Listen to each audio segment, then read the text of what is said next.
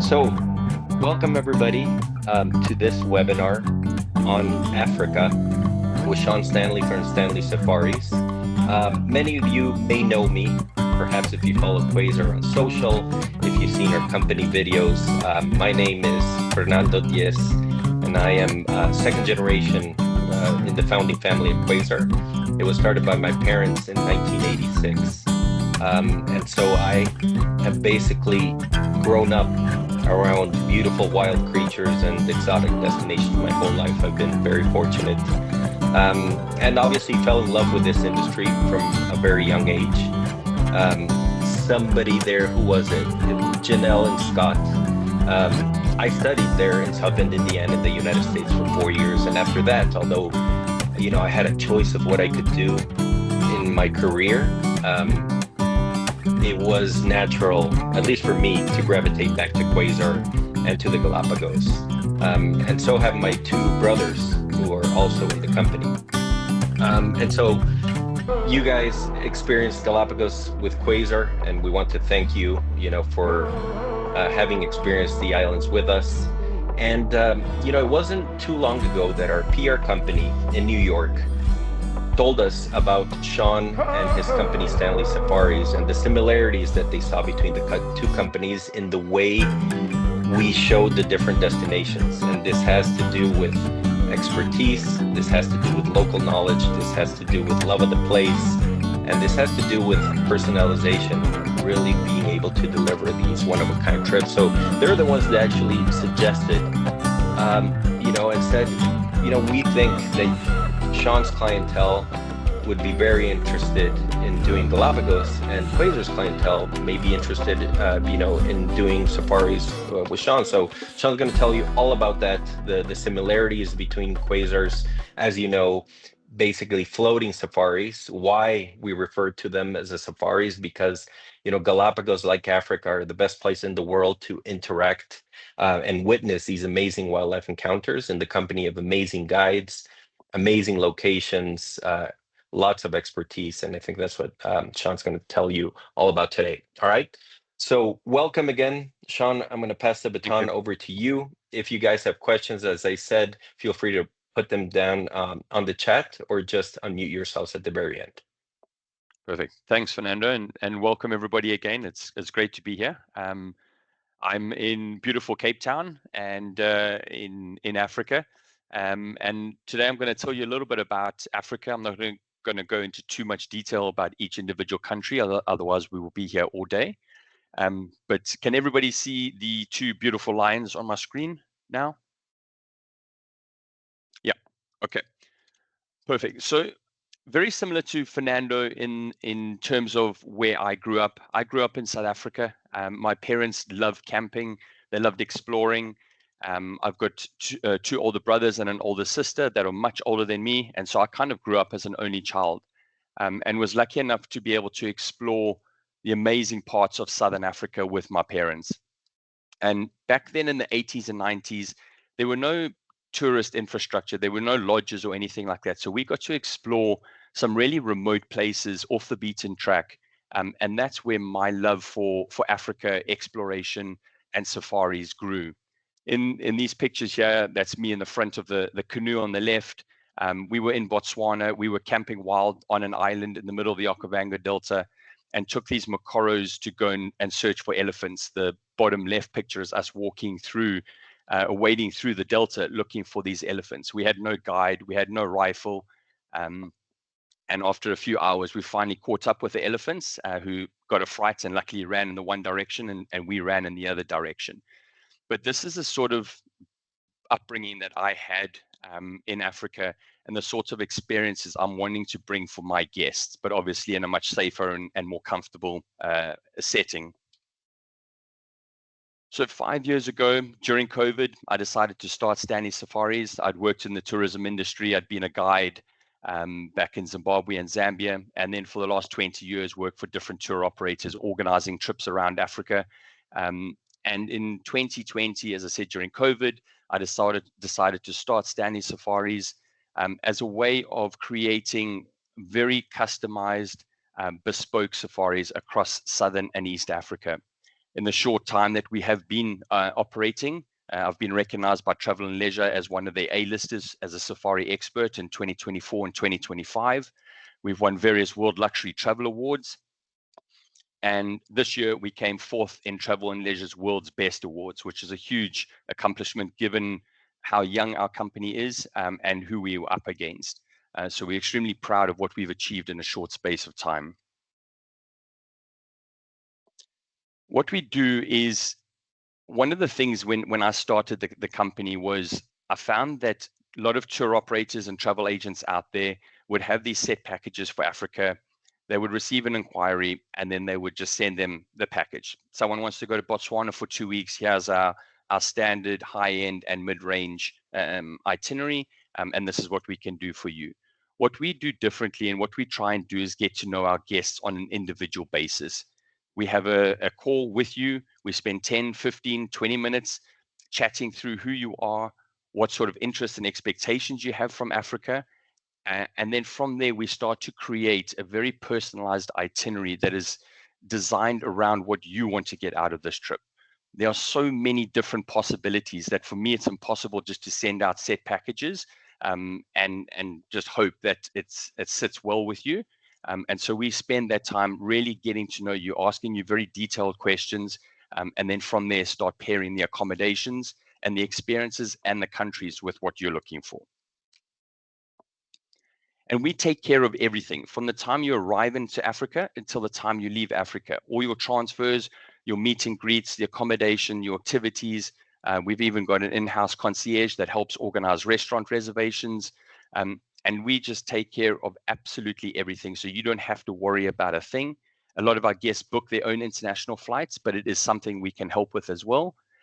But that just takes away the hassle of you trying to organize stuff yourself. We take care of absolutely everything. We are a luxury company. We work with 4-star, 5-star, and 5-star plus properties across Southern and East Africa. We just feel that for a safari, because you are based at the lodge itself, all your meals are done there, the experiences are done there, your safaris are done there. The more you spend on your safari, the better your experience is going to be. If I go and stay in a hotel in New York, I can go and choose where I want to eat my meals. I can go and choose what I want to go and see, depending or regardless of where I'm staying. But when it comes to a safari, where you stay really matters. And over the years, I've taken the time to really get to know our partners. I'm very particular in terms of who we partner with. And we only work with privately owned camps, lodges, and hotels. And this is again why Fernando and Quasar and ourselves are very well aligned. We just feel that our guests get a much more personalized experience by staying in these privately owned camps and lodges.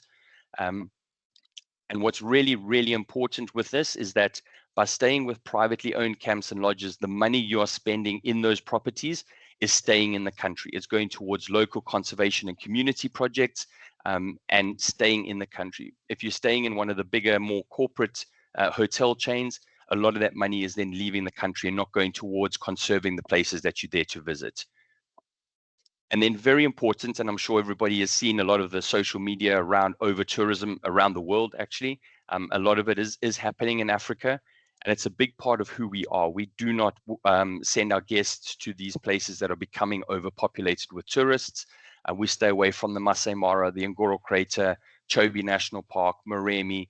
We just feel that those places are not the sorts of experiences we want for our guests. We don't want you to be queuing to see animals, and it's not a great experience for the wildlife. So it's stuff that areas that we just avoid completely, and we rather use these pristine areas where you can have the place to yourself. You can have the wildlife experiences to yourself, and really just get to sit there and enjoy it, and not harass and hassle the wildlife. For me, growing up in Africa and speaking to guests on a regular basis, the main reason why people are coming to Africa is the wildlife. Going on safari and seeing the Big Five is a huge bucket list for a lot of our guests.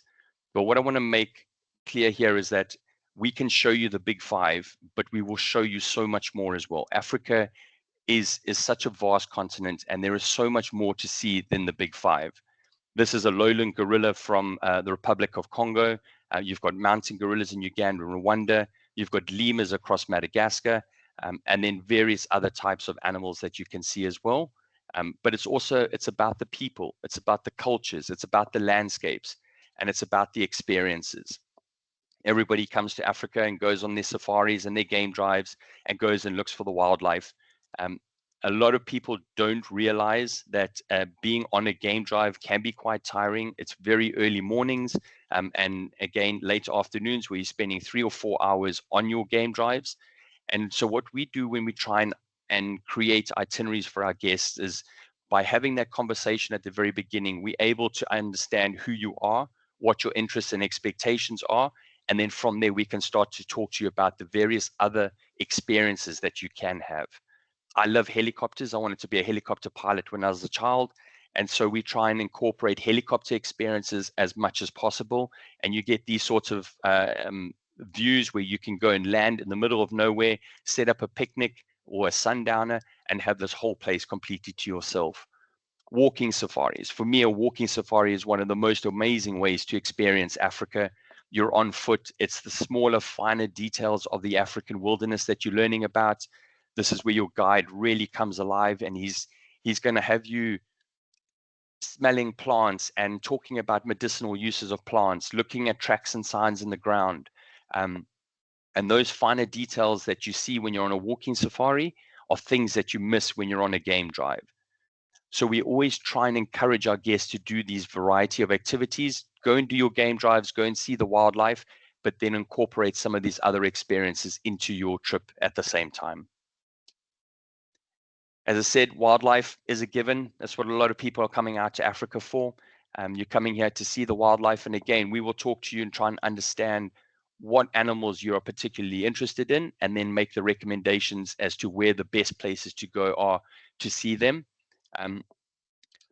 But when people are here in Africa, they come for the wildlife, but it's the people. It's the people that really make the experience. And this goes back to privately owned properties. When you're staying at a privately owned property, often the staff are a lot more relaxed. They're allowed to be themselves, and they're allowed to spend time talking to you where you'd understand what it was like growing up in Africa, what it was like growing up in a village next door to a national park, having to walk 5 miles in the morning to go to school and 5 miles back with lions and elephants as your neighbors.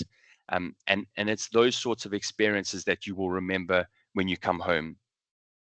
In terms of who we work with, we do a lot of family safaris. Family safaris it's an amazing thing to be out in Africa with kids. We work with private villas where you would have the whole property to yourself, and that's your home in the African wilderness. The guides, the staff in Africa are absolutely amazing with kids. They will take the kids into the kitchen and would do little baking of cookies and pizzas. The guides get them out off the vehicle, looking at things like tortoises here, making plaster casts of animal footprints. I've got 2 kids, and going on safari with them is absolutely amazing. It really opened my eyes again, and I see things through fresh pair of eyes. And it's just an amazing bonding experience as a family. And then Africa for a honeymoon and romantic destination. Absolutely incredible to spend time with your loved one, whether it's a honeymoon or just a romantic getaway. Again, the staff will go out of their way to make you feel special. They do little bush picnics like this setup here, and little romantic dinners back at the lodge. But what makes an African safari so amazing for honeymooners and romantic getaways is the ability to be able to combine a safari with amazing beaches and islands. We're blessed here in Africa to have incredible islands off the coast of Kenya, Tanzania, Seychelles, Madagascar, Mozambique, and they all link so nicely with your safari, so you can get the best of both worlds. And then, as I said, the people. It's the people that really make the safari, and that's whether you're meeting a Maasai village or the staff back at the camp. But just going back to the over-tourism situation and exploitation, when we're working with our partners on the ground and we're offering these sorts of cultural experiences, It is a completely authentic experience. In this case here, I've been to this property. This is Chemchem in Tanzania, and Chemchem have partnered with this Maasai village. And the guy on the left with the red clothing, he is the chief of the village. And you go into his hut, you sit down with him and his wives, and he's asking you as many questions as you are asking him. I was here with 3 female journalists, and we were sitting here. His wives were asking the female journalists about how many kids they have, and how can you only have 2 children at the age of 50? And for them, it's interesting for them to understand where we're coming from, just as much as it is for us to try and understand them and their culture. And then not only by staying in the properties that we select for you and have handpicked to partner with, by staying there, you're directly contributing towards local conservation and community initiatives. We do quite a big questionnaire that we send out to our partners to make sure that they are contributing to local conservation and community projects. They are employing local staff from the local villages and upskilling. But there are opportunities for you to get involved as well. This particular rhino was darted in Kwandwe, which is up here in South Africa. And guests can get involved with these sorts of experiences where it's very much a hands-on experience. You go out with the vets and the conservationists. They've identified a rhino that needs to be darted for to put tracking collars and things like that on them, and you can be part of that sort of experience. So you can leave your part of legacy in Africa just by coming and staying and doing these sorts of experiences. As I said, I'm not going to go into huge detail of every single country that we specialize in, but this just gives you an idea of what we do. Southern and East Africa, the Republic of Congo, Madagascar, the Seychelles, and then we also send people down to Antarctica. We work with a company here in Cape Town. They fly directly from Cape Town, 5 hours. They land on the ice. You stay on Antarctica. It's one of the few properties, luxury properties on the ice itself. And part of the experience is to go and see emperor penguins. And then they also take you down to the South Pole. So it just gives you an idea of where we send our guests. Some of the more popular destinations are Botswana. A lot of people come here for the exclusivity, the combination of land and water activities, and some of the most amazing wilderness experiences. Huge concessions. We did a calculation the other day where we worked out that some of these concessions are so big that it was the equivalent of only allowing 20 tourists into New York City at any one time. So you have these massive big reserves full of wildlife to go and explore, and you're not going to get to see anybody else other than the other people staying in the camp with you. And then Kenya, home of the safari. This is where it all started, and world renowned for the Masai Mara. We don't send people to the Mara itself. We send our guests to the conservancies that border the Masai Mara. It offers a much more exclusive wildlife experience. There's no fences, so the animals move freely between the areas, but only our guests that are staying at the lodges on those private conservancies can actually do their game drives there. So again, you're not part of that big hustle and bustle fighting to try and get a sighting of a river crossing or a lion or something like that. In Tanzania is one of our most popular destinations because of the variety it offers. You've got chimpanzees in Mahale. You've got amazing walking safaris down in Ruaha. You've got amazing conservation work in Chemchem. Cultures of the Maasai, the Barabeg, the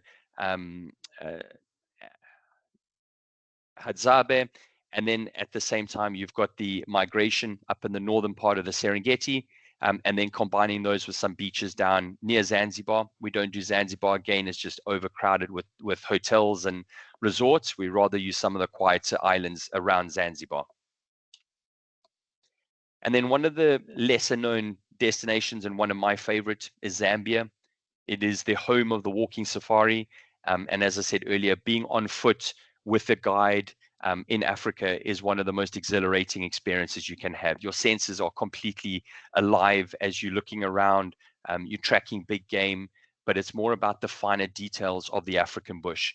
The dung, the spoor left behind by the animals, the insects, the birds. And as I said, the medicinal uses of plants is incredible. When the guides have grown up in those areas, their grandmothers used to go and pick leaves and boil them for them to to breathe in, to clear chests and things like that. And you learn all about that when you're on a walking safari.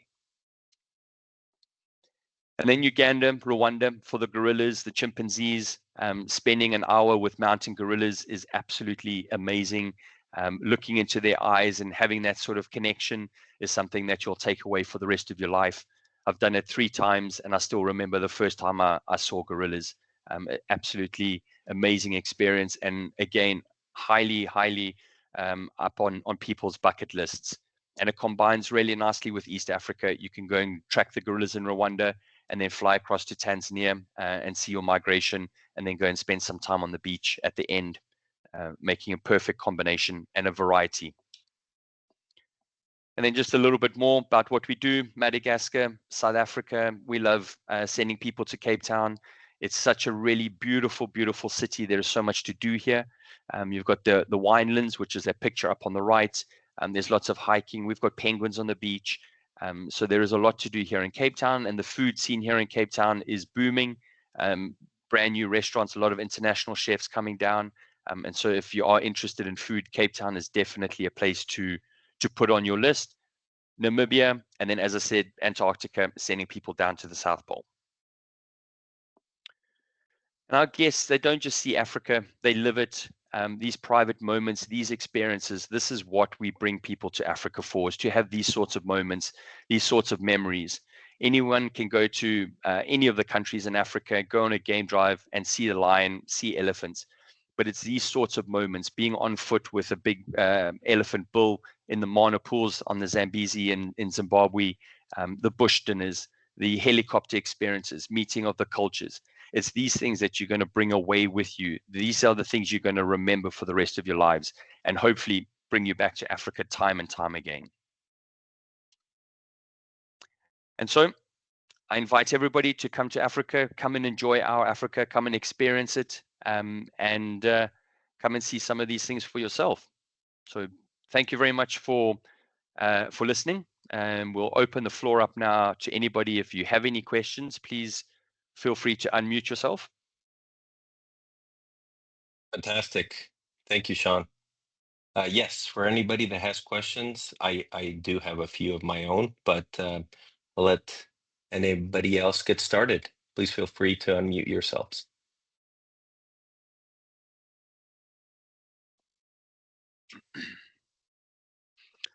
Jeff, what is the best season to visit? So Jeff, it's a good question. There is no best season because we sell Southern and East Africa. If you are coming here, if you have a specific time of year that you want to travel, we will then chat through the best areas to go to at that particular time. If you have a specific destination you want to go to, we'll then chat through the different times of the year that are best for that particular destination. But every country, to a certain degree, has something special at different times of the year. So in Botswana, as an example, the rainy season is November through to the end of March. Wildlife viewing isn't at its best then, but birding is really good. You have lots of baby animals around. Everything is nice and green. So it really depends on what you want to see, what you want to get out of it. We would then chat to you, understand when you want to travel or what you want to see, and then make recommendations from there. Perfect. Thanks, Stanley. No problem. What is the average duration of safaris? Again, because it's all completely tailor-made, we do trips for a week, and I've done trips for over 2 months. So it really depends on the time frame you have. When it comes to a safari, we would say nothing less than 3 nights at each individual safari place that you're going to, just to give you enough time to explore the area, get to see the wildlife. The more time you spend in a place, the more opportunities you have of seeing different animals and seeing some behavior.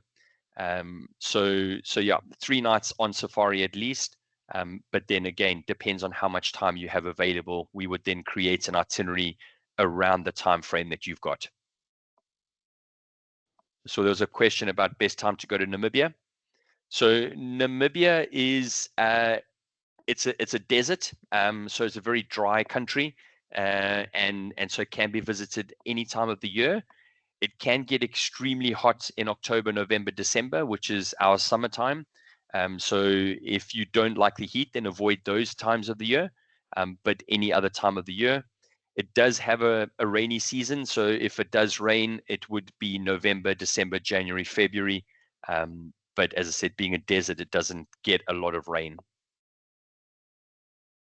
And actually seeing Namibia in the rain and that time of the year is pretty special as well. So some of the pans completely fill up with water, and you have these sand dunes with the water pans in front of them. I saw there's a question about how far in advance. It's a very good question. A lot of the camps that we work with are very small and intimate, and we're often making bookings a year or 2 years in advance so that we can get the best properties that we work with in each area, and at the best time of the year. So yeah, I would say around 9 months to a year would be a good time to start considering it. Vaccinations. The only vaccination that is required is yellow fever, and that is with certain countries. So not every single country requires you to have a yellow fever vaccination. It's mainly up in East Africa. So if you're coming out of Kenya and you're going into other parts of East Africa or the Seychelles, or often if you're having to head home, you need yellow fever vaccination or yellow fever certificate. But that's the only vaccination requirement needed in Africa.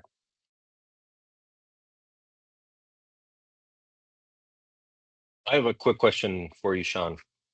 Yeah. So, in at least for us, our experience in the Galapagos, that people coming from North America generally don't have more. They have between a week and 15 days. For a week-long trip. What would be your ideal recommendation of like an introductory safari for somebody who hasn't been to Africa before? And if you're able to do 15 days, what would that look like? Sure. So typically, first-time safari destinations are South Africa, Kenya, and Tanzania. Those are our 3 top destinations. And for first-timers coming out, they tend to, I don't like to use the term tick the box, but they do tick the box for what a lot of people are looking for. South Africa works really well because you're combining Cape Town with a safari. So you're getting that 3-night safari taster. A safari might not be for everyone, and if you've gone ahead and booked a 2-week trip and you're only doing safaris and you get there on the first day and it's not for you, you've got 2 weeks of sitting through it. So South Africa works well as a taster. It's a little bit more Western European here in South Africa, and so it's a little bit more of an entry level destination into Africa. And then you've got the Sabi Sands and Timbavati, which border the Kruger, and they offer some of the best Big 5 game viewing. The lodges are fixed structures. So again, if you're nervous, staying in a fixed structure versus a tented camp, South Africa is a good option for you there. And you can, if you've got a week, you can do a few days in Cape Town and a few days on safari, and that would kind of cover your week-long trip. If you've got 2 weeks, yeah, then we can do absolutely anything. Kenya works really well because you got some really amazing game viewing, really good predators.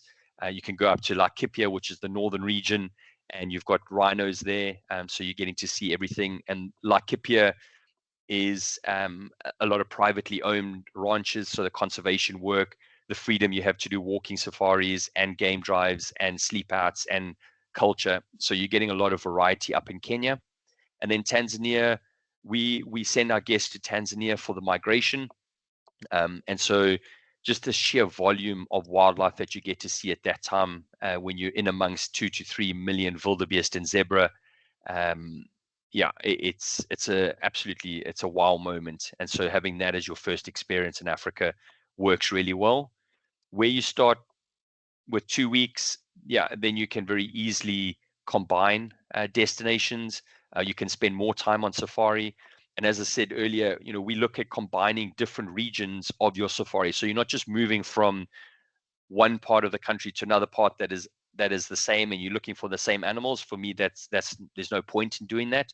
So we try and look at varied accommodations, varied experiences, landscape, and then different types of wildlife that you would then go and see. So yeah, that's where you then start being able to get creative. And then if you're looking for time on the beach, that's where, again, you can add some time on the beach. Great. Thank you. I've seen a couple of questions about private small group. So everything we do is completely tailor-made. We don't have any set departure small groups that we put our guests on. We would create an itinerary, a safari experience around your preferred dates, the time frame you want to go. When it comes to the safari experience, when you're at the lodge, they will often put up to 6 people on a vehicle. So you might be on a game drive vehicle and on safari with another 4 people, up to 6 people on the vehicle.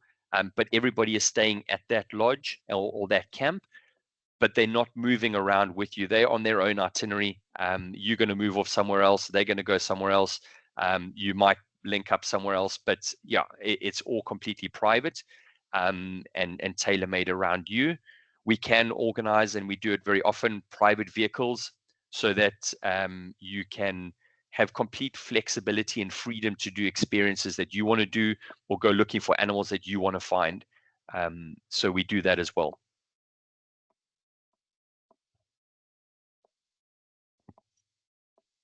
Cindy has asked, Sean, the expected cost for a 10-day trip for a first-time visitor, approximate. Yeah. So again, it depends on the country you're going to. For us, you're looking at about $1,200, $1,500 per person per night and upwards. Some lodges are over $5,000 per person per night. So that just gives you a range of what the costs are.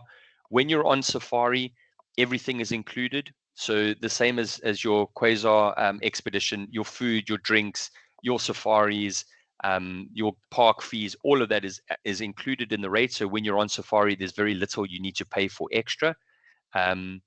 When you start doing things like Cape Town or combining your safari with Cape Town, then it can help bring the cost down, because we use some really beautiful little guest houses and hotels here in Cape Town that are more on a bed and breakfast basis. But in Cape Town, yeah, you're probably looking at about $500 per room per night upwards. But yeah, I'd say on average $1,200 per person per night, and that can then go up. If you start doing gorillas, if you start doing helicopters and things like that, then obviously that does shoot the price up a bit. Excellent. Bill asks, can you talk about ease of logistics once arriving from the US to Kenya versus Tanzania? Yeah, so Kenya is very easy to get to. You've got direct flights from New York with Kenyan Airways directly into Nairobi. And then from Nairobi, there's connections down into Kilimanjaro Airport, which is the main hub for Tanzania. It's an hour flight, and there's several flights a day. So it is pretty easy to do with Kenya Airways, and then other airlines via Europe, via the Middle East, if you're wanting to go that route. But Africa is definitely opened up a lot more in terms of international flight and access. It does make it quite a bit easier to get into. Fantastic. Stephen asks, can you see gorillas and the Big Five in 2 weeks? Yes. Yeah. So gorillas, mountain gorillas, are in Uganda and Rwanda. A rule of thumb, Rwanda, we would say you need a minimum of 3 nights. That allows you 1 day of gorilla trekking, 1 night in Kigali, and 2 nights down in Volcanoes National Park to track the gorillas. There is a direct flight from Kigali directly into the Serengeti, so you can then go and do your safari in the Serengeti. Serengeti does have black rhino, but very, very rare. So you can see your leopard, your lion, your buffalo, and elephant. So you can see the other 4 of the big 5. But your rhinos in Tanzania are quite rare. If you really want to see that black rhino, then you need to go up to Kenya, and linking Tanzania and Kenya is also very, very easy to do. So yeah, definitely within 2 weeks you can do a Rwanda, Tanzania, and Kenya combination. There's also flights between Rwanda and Nairobi, so you can go straight into Kenya and do your safari in Kenya. So yeah, we do a lot of those combinations. Fantastic. Jill asks, average age of your clientele? Average age is around 40, 45. But we work with a lot of multi-generational families where they've got young kids, 5, 6 years old, and then we work with guests that are in their 80s, and everything in between. But average is going to be around 40 to 45. Okay, fantastic. And again, we will pace the rhythm of the itinerary around you, your age, what you are comfortable with. Moving around within Africa, one of the first images you saw of that very small airplane, we use those to get our guests into the remote locations where the camps are, and those flights are generally very quick. But when you start combining countries and going through customs and immigration, that can make the journey and logistics a little bit more tedious. We have people that meet you at the airports and help with customs and immigration to try and streamline the process a bit more. But yeah, those sorts of logistics, and when you start combining countries, can make it a little bit longer and tiring.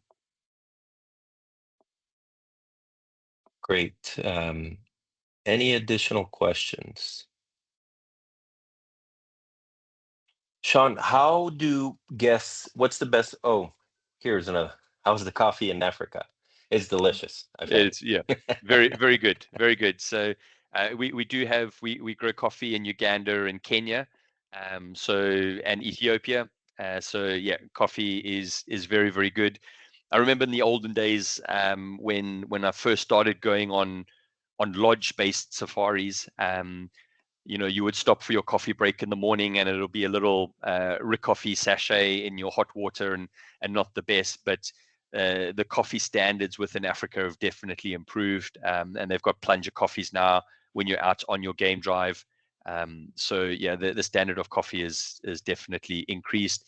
Some of the properties, specifically in South Africa, and some of the lodges up in Vic Falls where you've got proper electricity, they've got coffee machines and things like that there.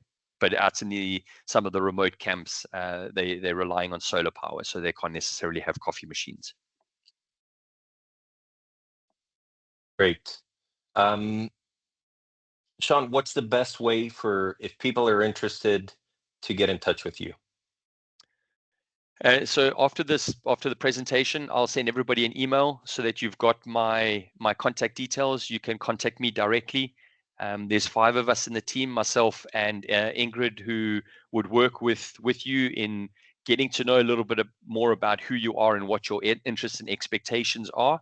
And then from there, we would then create the itinerary that is specific to you. And we hold your hand throughout the whole process. We work on WhatsApp a lot. So even while you're traveling, we're checking in with you.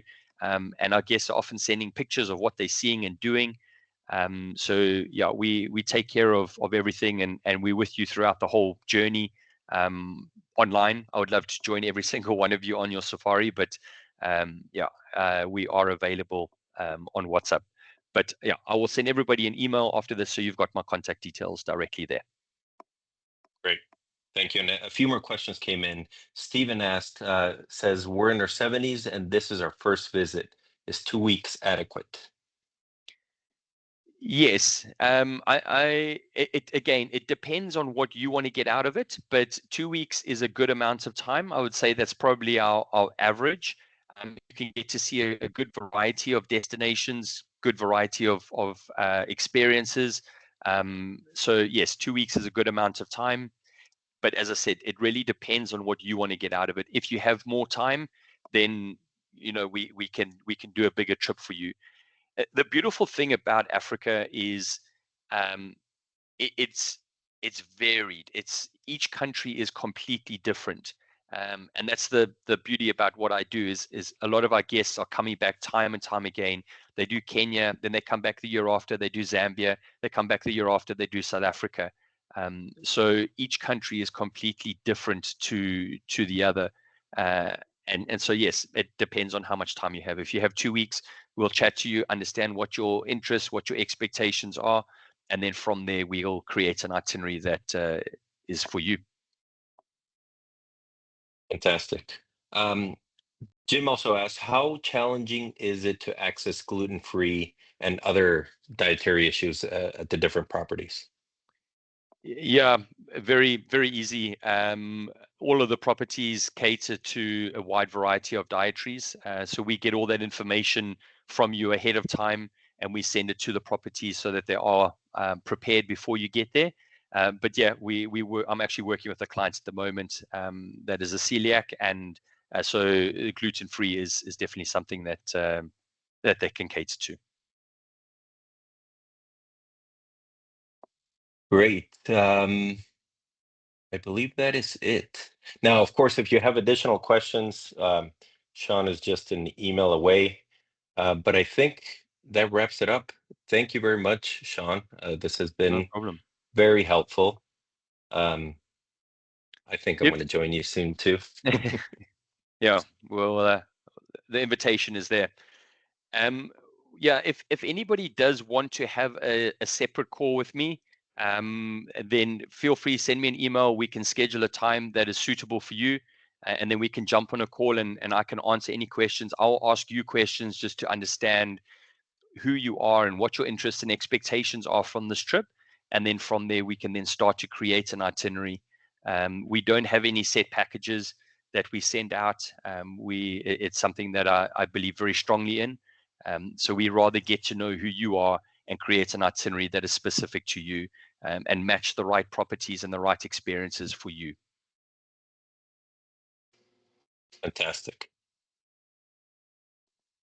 Oh, one last question from Jill. Mhm. I've heard some stories of considerable discomfort riding over the terrain. How rough is it? It depends where you go, but you are out in the bush. So they are dirt tracks, they sandy tracks, and one thing to bear in mind when you're going looking for animals, you're not driving very fast. So you are driving quite slowly to give you the best chance of seeing the animals, but it can be bumpy. The vehicles typically have 3 rows of seats. And the properties we work generally take 6 people on a vehicle, so everyone's got a window seat. I would advise you not to sit at the back. It is the bumpiest. So rather sit closer to the front, and it'll be a lot more comfortable there. The other thing is the seat next to the guide is often empty. No one generally sits there. And so if you want to and you don't want to sit at the back, you can ask the guide, and they often let the guests sit there in the front next to them, which is a lot more comfortable as well. But the vehicles, every country is different, every camp is different, but because this is luxury accommodation, it's luxury lodges, they have spent a lot in making sure that the seats are comfortable, and yeah, a lot of them have individual seats as opposed to bucket seats, and or benches, and so it is a lot more comfortable nowadays. But yeah, don't sit at the back. That's great insider information. Fantastic, Sean. I think that wraps it up with the questions. Thanks so much, everybody, for joining. Again, hopefully, if you enjoyed Quasar with Galapagos, you're sure to enjoy an African safari with Sean and his team. Just feel free to reach out to them whenever you guys are ready, and have a great evening.